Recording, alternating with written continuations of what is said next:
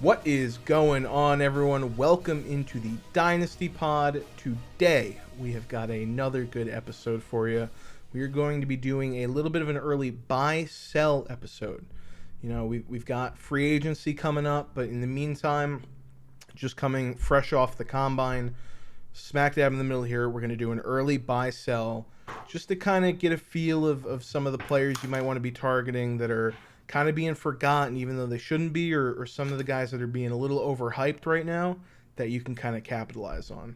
So how are we doing today, Sam? You excited for all the things to come soon? You got free agency is going to be a big thing we got. Yeah, I mean, free agency started today. We're recording this on Monday, March 13th, so the beginning of the tampering period was at noon today.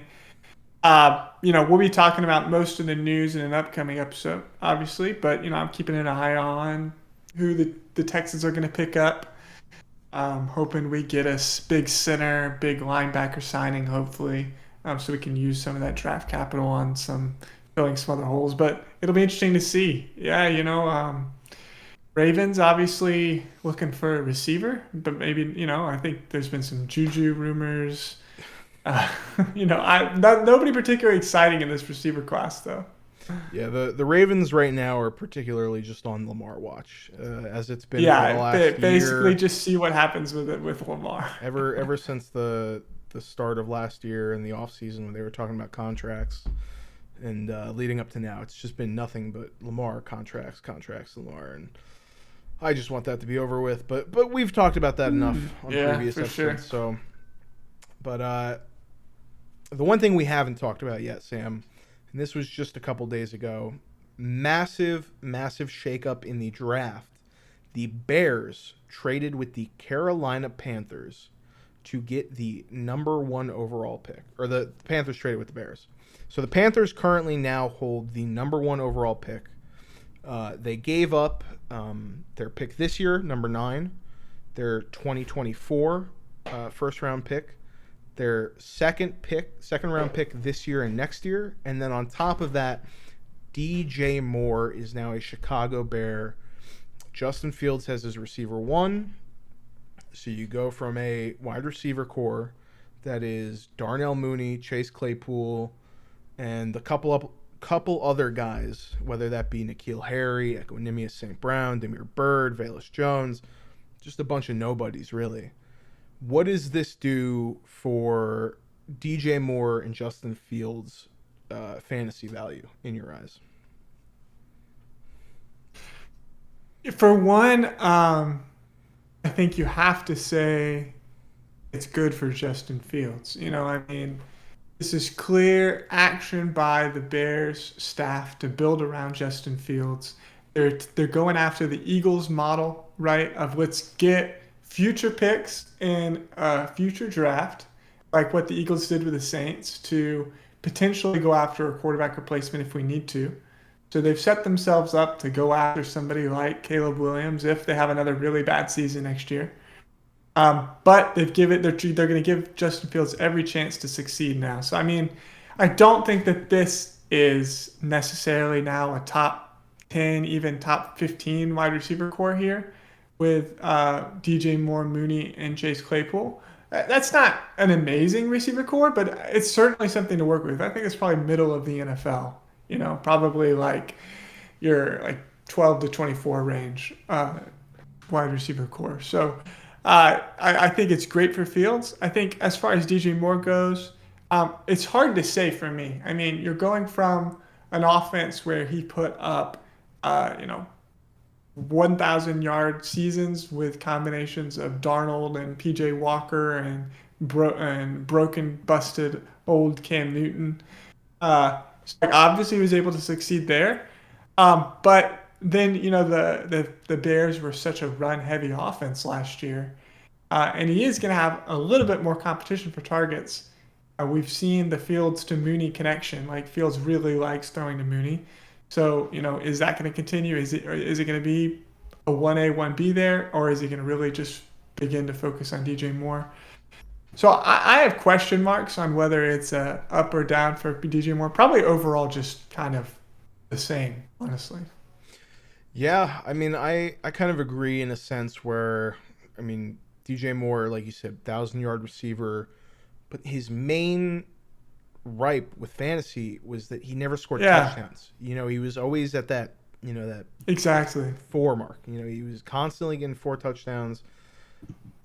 We'll see. I think there is a emphasis for the Bears now to make DJ Moore work. He will be their main guy. So I think if there's the biggest loser in this is 100% Chase Claypool. Um, if you have Chase Claypool and you were hoping for something, I don't know what to tell you because you're not going to be able to trade him. Yeah. You're gonna be kind of stuck with him, and I just don't really see fantasy value in Claypool. But I think it's good for the Bears because I think he was most successful for the Steelers as a gadget guy, red zone target type of weapon, which they can feel free to use him as now. yeah, But, it's going to be, he's not going to be like somebody they really funnel the offense to or anything. yeah, and I think overall, I would say this is good for Mooney too. It gets a little bit of the pressure off of him. Some receivers are just absolutely incredible as like a high end number two, as opposed to being the guy. And I think Mooney definitely he's not going to have the fits- number one corner on him. Yeah, I think he fits that role really well. So I could see Mooney also just being a value next year because of DJ Moore soaking up some of the looks from defenses.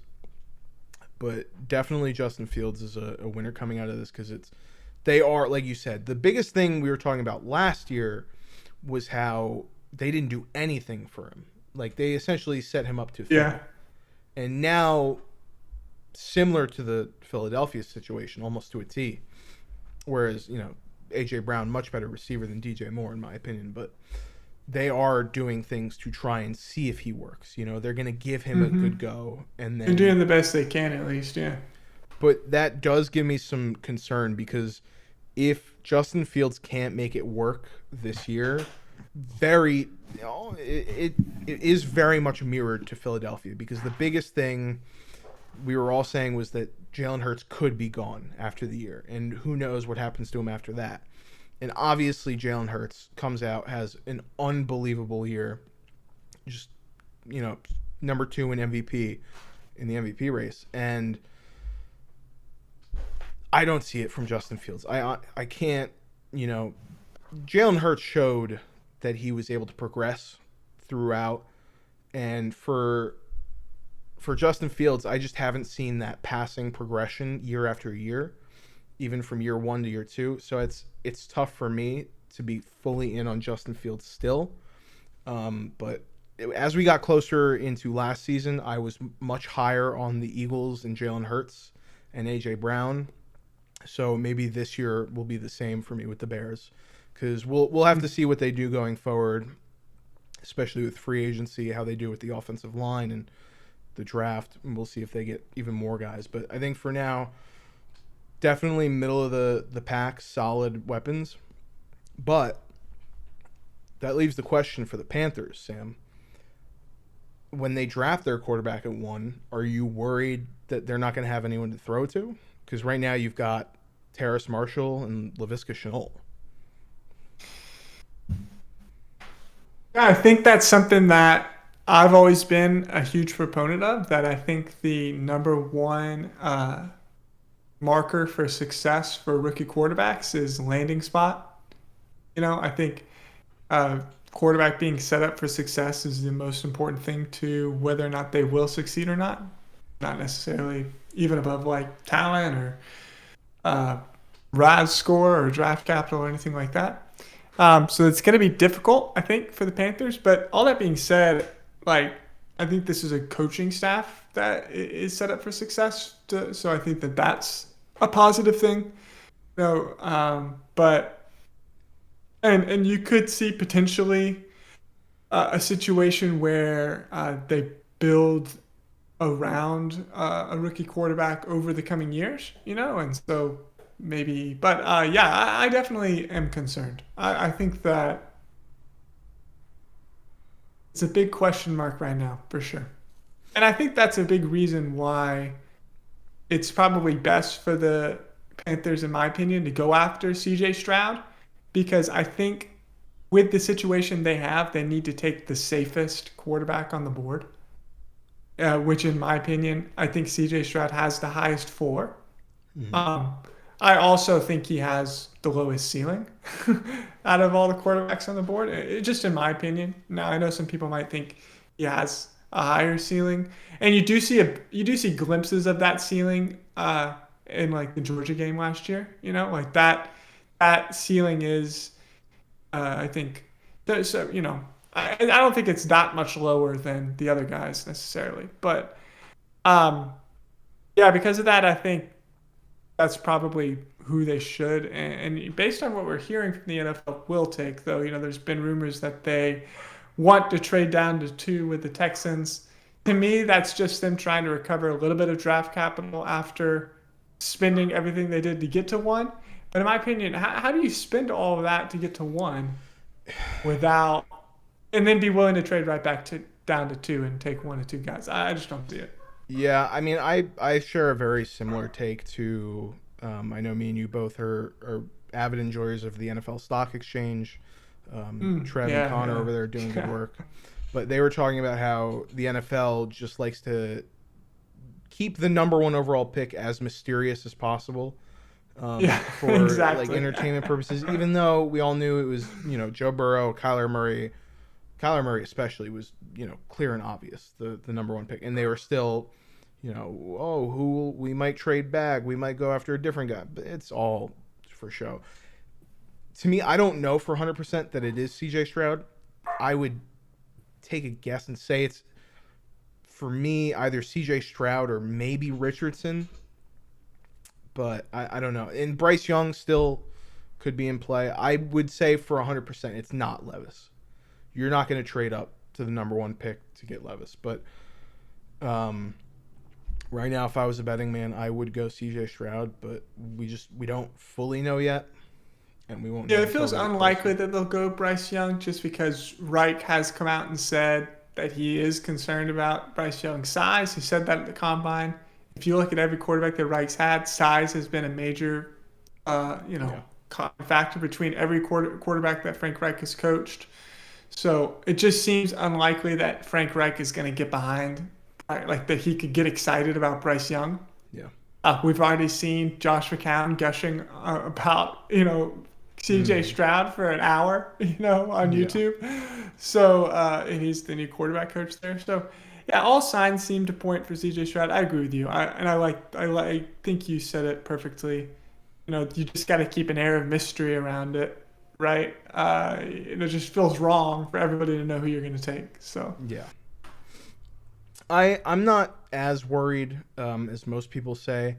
There's still time in free agency for them to get someone like a DJ Chark or an Adam Thielen, someone like that to kind of make the receiver room look a little bit better. Maybe take a guy later in the draft. They still have some of their later picks. So we'll just have to see going into, training camp and what their situation looks like. But for sure, if they don't really address it at all, it could be a problem for whoever. If CJ Stroud goes there and they don't do anything, when you get to those later rookie drafts in the year, even though I know a lot of people do them, close to the draft after it's done, maybe you do go with like a Bryce Young or Richardson if he goes to a good spot. But it will be interesting to see. But until then, we just have to kind of wait. But that being said, let's move into the meat and potatoes of the episode, our buy sells. We've each got 3 buys and 3 sells here for you.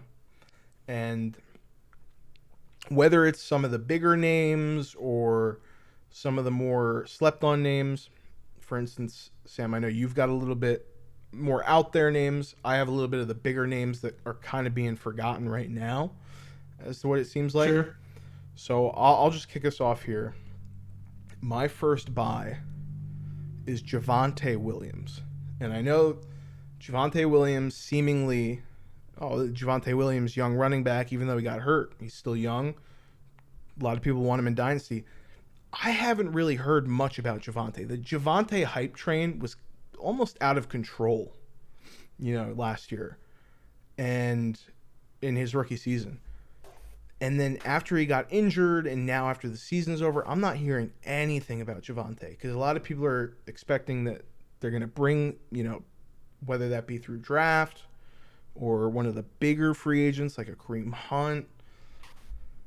I don't know. I'm not too worried. Melvin Gordon's gone. That was the big, negative for Javonte Williams.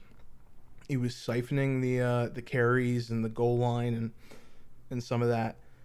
So Melvin Gordon's gone. Obviously, Javonte, we don't know exactly what's going on with his health, so he might not start the year. But still, we're talking Dynasty here, and I still really like the talent. This is a guy who had 75. He's had 75 targets so far in his career, which is really good for a running back who's played essentially 1 year and 3 games. I think it was. I don't know how many he played in last year, but so the big thing I went back and I looked up Sean Payton, now the current head coach of the Broncos. He's a pretty smart guy. And if Russell Wilson can't take that next big step up or take the step back up to where he previously was, they're going to have to rely on the run game. And in the last 3 out of his 4 years, the Saints were a top 7 team in rushing attempts. So Sean Payton is a guy who likes to run the ball. And the 1 year that they didn't was the year that Michael Thomas was just getting an absurd amount of targets. So I see this as a run-heavier team. We'll talk about it more on the free agency episode, but they've already made a decent amount of moves towards their offensive line, which I like. So I just see nothing but kind of ceiling. And I think people are scared about the injury. It's a gamble, but I think you're going to get one of the top guys if he can come back and look better than ever when he comes back from injury. Yeah, I think that's that's a strategy that I've often employed. I think is going after injured running backs. Now it kind of burned me a little bit because I had a lot of J.K. Dobbins shares. So I think that's probably your concern: is does he come back and have a little bit of a slower start, similar to somebody like J.K. Dobbins? So, but that's what makes him a buy, right? If he was already at his peak value, then he wouldn't be available. So I totally get what you're saying there. I like that pick. I'm going to stick to the Denver Broncos, and my buy is going to be Russell Wilson. This is somebody that I have been going after in my various leagues, somebody I've been trying to trade for just because I think for a few reasons. One, he's only 34 years old, which relatively young for quarterbacks. I think he could have 5 or 6 more years. He has 5 years left on his contract for the Broncos, so he's going to be there at least that long. I think if you look at his season last year, after Nathaniel Hackett was fired, he had 2 QB1 games, even just last year. We remember him as playing pretty poorly last year, but towards the end of the season, he really started to play a lot better. Notably, after Hackett was fired, I think Sean Payton coming in is going to be even a bigger upgrade over just having an interim last year. Sean Payton's also cracking down on a lot of the, shenanigans that Russ was up to, like bringing guys in on their day off and having his own private QB coach. And I think that'll help him, just to be in a more rigorous system. I think he has elite receiving weapons. I think having Javonte back will help the passing game to have a legitimate running threat with Javonte. I think Sutton, if he comes back to the Broncos, will be another year removed from that ACL injury. So I think he'll be a lot better. So anyways, overall, Russell Wilson is a Hall of Fame potential quarterback. Let's face it, So it's just a question of, do you believe that he fell off completely and he's done? or do you think he can get back to that level? I think it's worth taking a shot on if he can get back to the level. I think he's probably worth like a second round pick or something. Which, if you're playing in super flex, that's pretty cheap for a startable quarterback option. So I know that might not be a popular opinion. I think a lot of people are kind of backing off of Russell Wilson, but he's somebody that I'm interested in, bringing in, especially if he's available at a reasonable price. Well, I think that's the biggest thing, right? Is that he will be available for a reasonable price. I mean, it was so bad last year that a lot of people are kind of burnt by him, and they're just willing to get rid of him. If you can offer anything reasonable. So I do think that's interesting. Are you worried at all with any of the reports saying that they're shopping either Judy or Sutton? Yeah, I definitely. I will say, I think I'd be less worried if they got rid of Sutton, just because, to be quite honest, Sutton didn't do much last year. So I think keeping the guy that he had a connection with Judy is important. And I think having Javonte back is more helpful than, I think, like, having Javonte back, losing Sutton, that's a gain. That's a positive gain for that offense to have a strong running game. So I'm not super worried. I think I'd be more worried if they moved on from Judy, though, because I do want there to be like some consistency in that offense. That's right. I think it's more realistic that they would ship off Sutton anyway before they did with Judy. Okay. So I like the pick. All right. Next up, we'll switch it over to sells here. And my first one here is Ramondre Stevenson of the New England Patriots. And listen, I like Ramondre. I think Ramondre is a good player, but I think we gotta look at the helmet he plays for. New England Patriots. Often the ill-willed Bill Belichick does not like having fantasy running backs for New England, and Damian Harris had his time in the sun for a year or two. Was really good for fantasy, and then not so much anymore. And I just have a hard time believing with Ramondre Stevenson, who is this is his year 3 now, going in. He's going to be 25 years old, so already a little bit older for a running back that's only been in the league for as long as he has. And I could see them bringing in just another guy to kind of muddy the waters. And as I think the reason why people liked Stevenson a lot last year was because of his consistency, but he was never really the guy that would give you a lot of great games. He would give you a lot of receptions, so a very good PPR back, but it was a lot of dump-offs. So with them changing up now from going to completely negligent coaching and Matt Patricia as their offensive coordinator to less negligent coaching from Bill O'Brien. I don't know how much less negligent. That's up to you, Sam, as the Texans fan. But still, it can't get worse. He's a good coach. He's just a terrible GM. Exactly.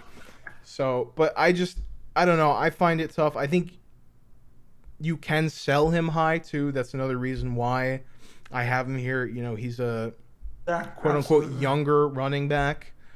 He hasn't been in the league too long, so people like to equate that to, he's still going to be valuable and good. He's 25, so he might have like 2 more years left in him, but also the fact that it's the Patriots, maybe he has 1 good year left in him, and then, they kind of just don't use him anymore.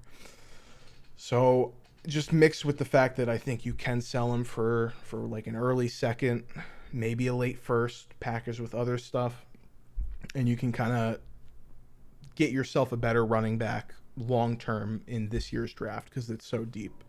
That's what I would recommend with Stevenson. Yeah, it's funny because, I think you tried to sell me Stevenson at one point, and I completely agree with you. I just don't have a lot of confidence in any Patriots running back. I think We felt confident in Damian Harris at one point. We felt confident and then, I can't even remember who came before that because, I mean, it's just how Patriots running backs go. So wouldn't be surprised if they brought Sony somebody Michel. else in, like you said.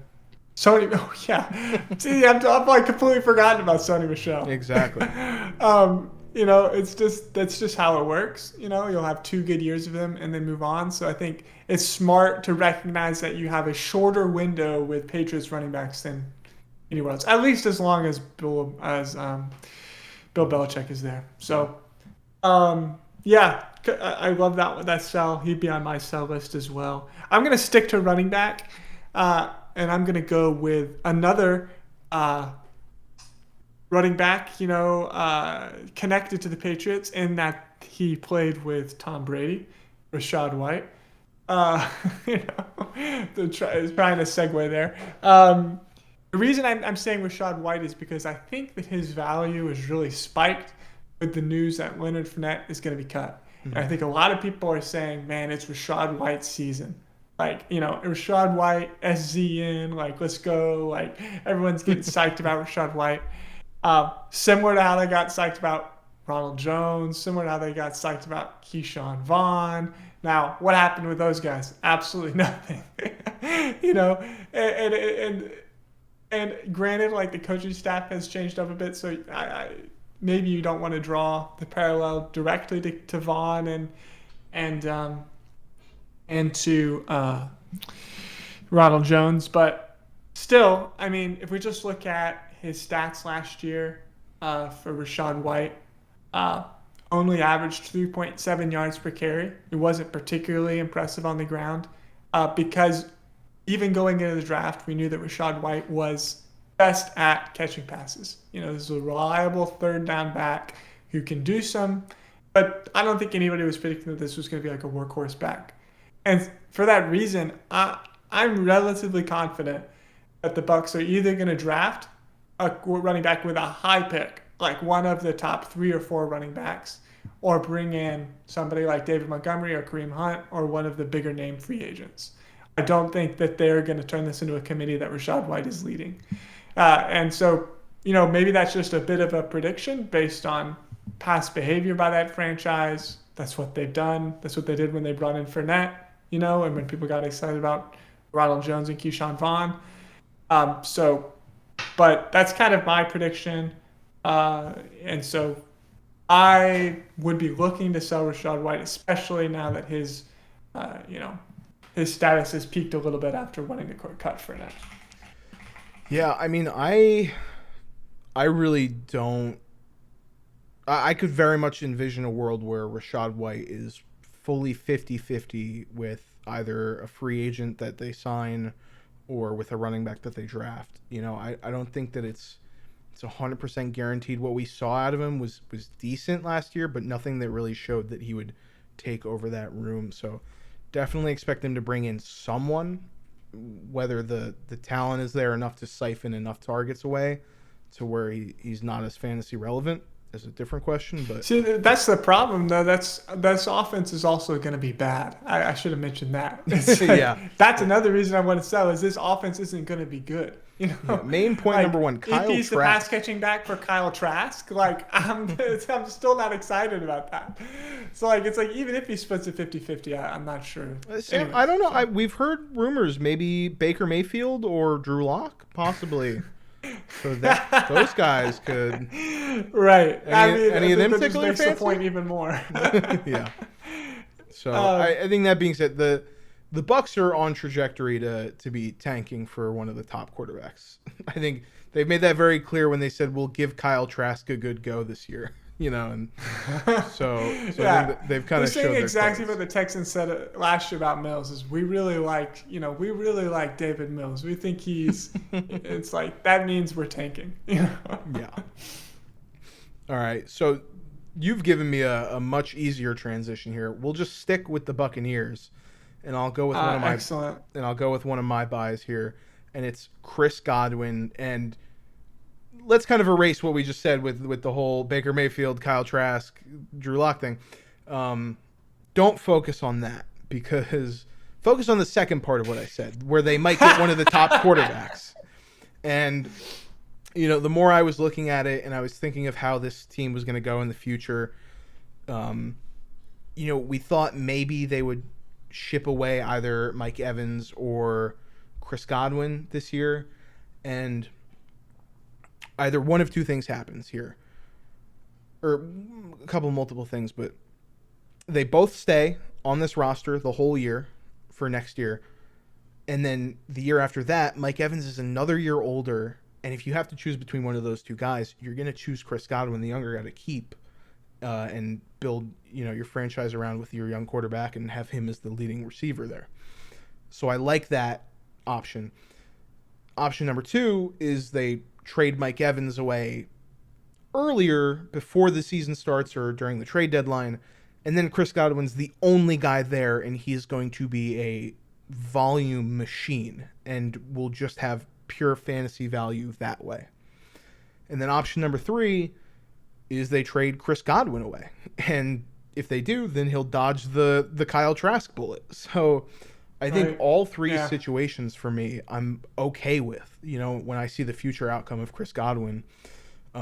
This is a guy who he's posted 3 1,000-yard seasons.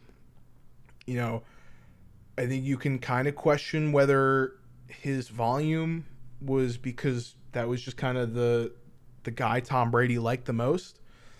But we saw it when he was with Jameis Winston, and the talent is there. I just really like Chris Godwin as a player. I think he's not being talked about enough. I think he was being undervalued last year coming in. I think he's going to be undervalued this year again. So Chris Godwin is just a player that I like, that seemingly year after year people aren't as high on. So this is a guy I'm going to keep buying year in, year out until people catch up or until I just get proven wrong. Yeah, I completely agree. I've bought Chris Godwin in one of my leagues already this year. So I'm on board with that. He's only 27, and honestly, even if Kyle Trask is starting, I still think Chris Godwin's going to get funneled a large number of targets, so I think he'll still be okay, this year, and then, if they bring in Caleb Williams or something next year, something to be excited about. Yeah. Yeah, 100%. So I'll stick to the receiver position for my buy, and I'm gonna go with Kadarius Toney. So Kadarius Toney, another player I've been looking to buy across multiple leagues. If I didn't buy him last year already, I think when he came in last year with the Chiefs, some people might have been a little underwhelmed by what he was able to do, which I think has kept his value relatively low, even though, at first I think people thought, hey, Kadarius Toney with the Chiefs, what a combination. But he didn't do a ton. Now, and then there was all of the injuries that you saw with the Giants, right? Not being able to fully come off of that hamstring injury. So I think his value is pretty low right now, but there's been reports coming out of the offseason that they plan to really use Kadarius Toney and Sky Moore a lot more next year. I think Juju's a good chance that Juju's not there anymore. Mecole Hardman is also a free agent. I think the only person coming back from that receiver core is going to be MVS. Mm-hmm. And so I think, and we saw what Kadarius Toney could do. Granted, it was one amazing, brilliant, burst of fire game with the Giants, and he immediately got injured for the rest of his time there. But we saw, believe also he's just was so ejected. dynamic. What's up? Was ejected that game. Yeah, from that game. For punching the guy in the helmet. From that game that he scored 30 fantasy points in. But, he's just impossible to tackle in the open field. So I think the upside is there for his price right now, which is, I think he's still pretty affordable. So. Yeah, I would say the only concern I have is that they could bring in, another veteran through free agency. They could draft someone, and then you've kind of got that, who's it going to be this week kind of thing that happened last year that could happen again this year with Sky Moore, Kadarius Toney, MVS, and whoever they bring in. So that's where you definitely, it is kind of like this is your guy, you believe in him, kind of like people were saying Juju is the guy or MVS is the guy. I mean, I think it was for sure. a little bit more spread out, and you didn't really see great fantasy value. But once again, this is a guy that you're not going to be paying a premium for. Yeah. So. Yeah, definitely. And I think another positive is let's be real. The guy is Travis Kelce, who is getting older with every year as we go on now. And when they move on from Travis Kelce, the targets that are vacated are going to be massive. And so, I don't think that's coming like next year, but it might come in the next 2 to 3 years. So I'm willing to buy a young player on that team. So I think that they eventually are going to invest in one of these young guys. Now, I don't know if it's going to be Tony. It might be Sky Moore. It might be somebody they draft this year. But I think they're going to choose one of these guys to go into the future with. I'm done saying that Kelsey's getting older because, I mean, we keep saying that year in, year out. Sure. He's still the tight end one. And also his brother Jason Kelsey is, even older than he is, and he's still playing at an elite level and playing for another year again. So, but yeah, no, definitely see where you're coming from. Oh, for sure. I mean, I think there's definitely the thought of like, is he gonna have like a Tony Gonzalez type year? Tony Gonzalez played until he was like a tight end one until he was like 36 or something like that, Mm-hmm. But he is kind of approaching. If we want to look at another tight end that played into his late 30s, we could look at Jason Witten, for example. And Jason Witten, after his age 32 season, started to tail off significantly. And Kelsey's hitting about that age. So it's just I mean, it's certainly possible that he's Tony Gonzalez and he plays till he's 36. But I think, Yeah, what I heard from that that would certainly be an outlier, right? So he is an outlier. So he has a 50% chance of playing phenomenal football until he's 36, or he's got a 50% chance of falling off and then going into the NFL booth for a year broadcasting and then being terrible at it and then quitting. Like, honestly, that's about like how I feel about it. Yeah. But no. I do kind of feel like it's 50-50 between those two. And to put a ribbon on Kadarius Toney for you, there's no better coach for him to have than Andy Reid, with what they do. So, all right, my last guy here, my buy.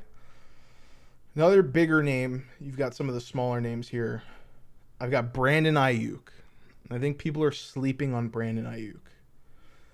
Now, aside from his doghouse season, the outlier where, Kyle Shanahan wasn't as pleased with the way Brandon Ayuk came into his second season, but he kind of turned it around later in the year, and this third season played really well. Brandon Ayuk averaging 100 targets, 98 targets, almost 100 targets a year, averaging 64 receptions. He had 1,000. He broke 1,000 yards last year, so he's been trajecting up, and he had a 27% red zone target share for this offense. And now, I think the biggest question mark here is the quarterback.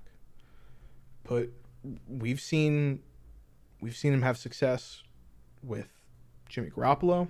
We've seen him have success with Brock Purdy. I'm sure they'll make it work with if Trey Lance is the starter, whoever it is. I'm sure that in this Kyle Shanahan system, it's gonna work. And listen, I like Debo as a player. I do. Debo had a breakout year 2 years ago, which was also when Brandon Ayuk was getting doghoused. And then this past year, Deebo Samuel regressed a little bit. It wasn't as good. Also dealt with some injury, but didn't play on that same level as everyone expected before. There could be a correlation between, how much Brandon Ayuk sees the field. And I think it went back to more of that 50-50. I think a couple of years ago they were going in being drafted near the same place. Obviously, Debo worked out better. but I think it is pretty close. And this is a guy, first round talent, going into his fourth year, still young, just a player I really like. So, especially in an offense that's just proven that they'll score. They'll score points no matter who the quarterback is. They'll scheme up stuff, and it'll be a creative offense. So I'm not as worried about the quarterback situation going into the year. Whatever happens. It's worked before, but I mean, I just think no one's talking about Ayuk. Everyone's talking about Deebo. Yeah, man. I mean, I love that. I have Ayuk in so many leagues, so I love that that you've got that opinion of him. Yeah, I completely agree there. And I think also Debo just struggles to stay healthy, in my opinion. So I just think it just creates more opportunity for Ayuk. And I'll go with my last buy. Kittle to extend. Yeah, and Kittle. He also does. And Ayuk has been, as long as he's not in the doghouse, he's been out there on the field. So yeah, and I mean, it was the 1 year. So there, and last year he was perfectly fine. So nothing to really show that's going to happen again. So no, for sure. I think he's figured it out. What about? Are you worried at all about the quarterback situation? Yeah, no. I mean, obviously, he looked really good with Purdy, but yeah, like I said, I just think that it'll work regardless because they found out, Jimmy G, Purdy, Trey Lance, Nick Mullen, whoever gets plugged into that Shanahan system, it inherently works, looks for good. Sure. For sure. So even Sam Darnold. I mean, Sam Darnold's the starter there now, so. Yeah, and we'll talk about that a little bit more on. No. We're just kidding because somebody in our league thinks that Sam Darnold's going to be the starter. Yeah. I want to make sure that I don't put that into the world on this podcast and people think that's my opinion. Okay, I'll go with my last buy. Yeah, exactly. My last buy is Kenneth Gainwell. And so this is interesting because I think this is actually a situation that really mirrors Rachaad White.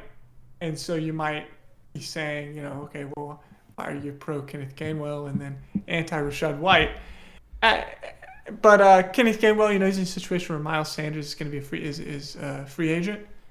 So potential for Miles Sanders to go elsewhere. But I think, and then there's also a big chance that Miles Sanders comes back. But ultimately, my opinion of Kenneth Gainwell is just I've heard from the team, that they love Kenneth Gainwell. We saw his usage increase throughout the year last year. He had a great game in the Super Bowl, played great all throughout the playoffs.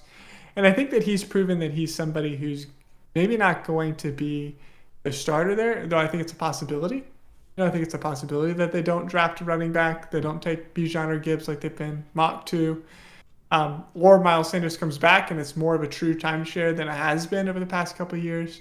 I think regardless, though, he's going to be used. I also think Kenneth Gainwell can be gotten for a lot cheaper than Rachaad White, who I think the hype is way up on right now. I think Kenneth Gainwell has gone really under the radar. I think people have been disappointed with what he's done.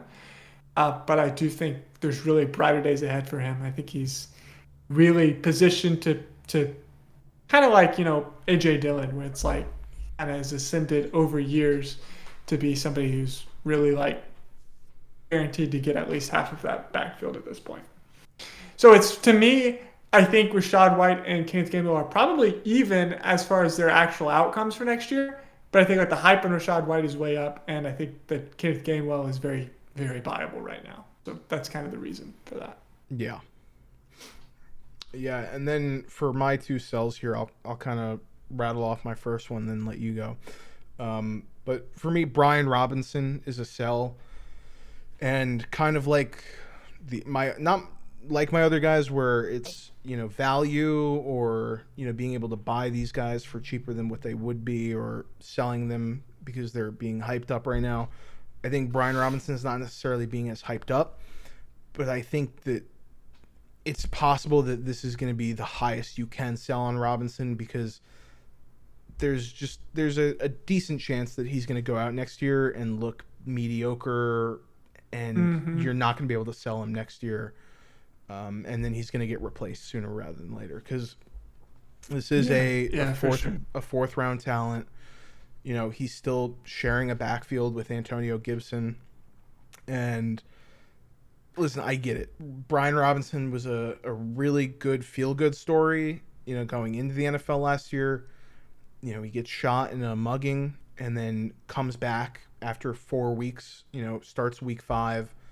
This was a guy he was going to be the starter. He was going to replace Antonio Gibson.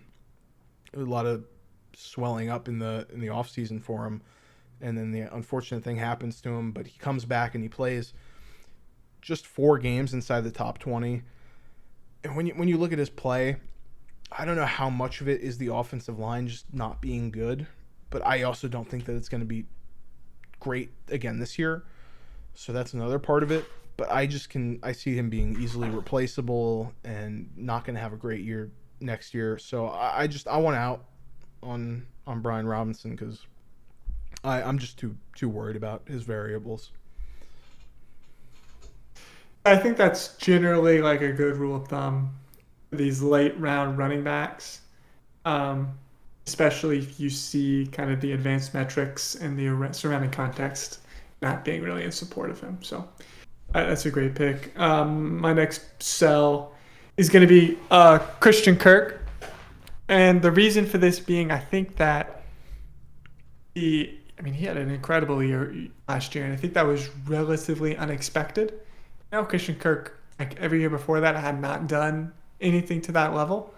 And I think, I'll keep it relatively simple. Honestly, I think people have just forgotten that the Jaguars have Calvin Ridley next year. Like, I mean, the trade happened a long time ago. He hasn't done anything. He's kind of sitting in people's like suspended slot on their IR, and so I think like honestly, people forgot how good Calvin Ridley is. And I mean, if we look at Chris Kirk's stats, last year he was his first year with over 1,000 yards, had 8 touchdowns last year, but every year before that never had more than 6 touchdowns and never got to 1,000 yards. So I think it's likely that he comes down off of that. I think this was very much like an outlier year for him. So yeah, and Calvin Ridley was actually going to be one of my buys, except I kind of thought about it, and one of the reasons why he wasn't my buy is because of the article that just came out about Calvin Ridley and the struggles he went through. The one that he wrote in the Players Tribune. Yeah, and then I was like, man, a lot of people are starting to get hyped up on Calvin Ridley now. I'm starting to see a little bit more of it on Twitter and all that stuff. So I think the price is a little bit higher because of that. A lot of people are thinking about Calvin Ridley again. Yeah. So maybe this sell window for Kirk is quickly closing, yeah. but I think capitalize on that great season he had last year. Yeah. So my last sell here going to be a fairly, maybe not too shocking, but definitely the biggest name we've got here today, and it is Austin Eckler. And by the time you're listening to this, and the news has already come out to us too, but by the time you're listening, you already know that there have been Austin Eckler has asked for trades. He wants to be traded. The contracts have not been going well. Apparently, they're not close. He wants more money. They're not going to give it to him, so they're letting him go find trades. And I originally had Austin Eckler on my sell list before this news even came out. And I was just thinking, they've kind of showed that they want to get a guy behind Eckler because they know that, he is a smaller back, and, if he gets injured, they're really just screwed in terms of, they don't have anyone really usable behind him. They have Josh Kelly, Isaiah Spiller. I know Isaiah Spiller going to be the next Bo Jackson, but another inside baseball of our fantasy league, people are talking about Isaiah Spiller being good, but they've shown that they want to get a guy behind Austin Eckler, and they just haven't gotten that guy. And I was just, I just had a feeling that they were going to go after a guy in free agency or, draft a higher capital player, whether that be, as early as Bijan Robinson in round 1, or a guy in the second or third round. But yeah, Austin Eckler also just getting older. Don't know his exact age. I believe it's probably like 27, if I had to take a guess. He's 27 years old. Coming off of 2 back-to-back really good years. So I just think, now is the time to sell before the window really closes for him. I think after next year, it's probably going to be, people are going to be starting to get worried about him being a little too old. So this is probably the last time you're really going to be able to sell high. And with the trades coming out, who knows what the market's going to be for Eckler now. But just a guy trying to get ahead of the curve on. Yeah, for sure. And my last sales, I'm going to stick to the Jaguars. My last sales, Evan Ingram. I think last year he had his best year as a tight end, even better than any of his years with the Giants. And almost 800 yards and 4 touchdowns last year. Was really kind of a surprise for him to play that well again. As a result, the Jaguars franchise tagged him, so I think there's a good chance he plays probably decently well again next year. But even I don't think them tagging him precludes the Jags from drafting a tight end. And I don't think that Evan Ingram is at all their long-term plan at tight end. I'm actually pretty positive that they will draft a tight end, the Jaguars. And so for that reason, I think Ingram could be very well splitting receiving work with a tight end next year and then gone the year after that and probably nothing. So I think, unless you're a team where you really need tight end help and you're thinking you could, use whatever you're going to get out of him next year, I would be selling now. To somebody who saw that he got tags, believes there's some value left. I think after next year, it's going to be difficult to get anything out of him. Yeah, so. And with this tight end class being as good as it is, exactly. I completely agree with you that it's hard to imagine they won't get a tight end. I just can't see his value being any higher than it is right now. So, well, I mean, also when you look back at it, an overwhelming majority of his fantasy value, especially late in the year, was just coming off of 2 massive games that he had. Yeah. He had 44 points and 21 points. So he had 2 really breakout games, but kind of just mediocre aside from that. So, fully agree with you there on Evan Ingram as a sell. So, now let's talk about some guys here, Sam. Just to quickly rattle off, if you've got a few, of guys that you might want to package in trades. Some really smaller name players or pieces that, might have some value that you can kind of sneak in there and be like, oh, I'll just take this guy on the side. Yeah, I'll list off just a few. I'd say number 1 would be a tight end Jake Ferguson.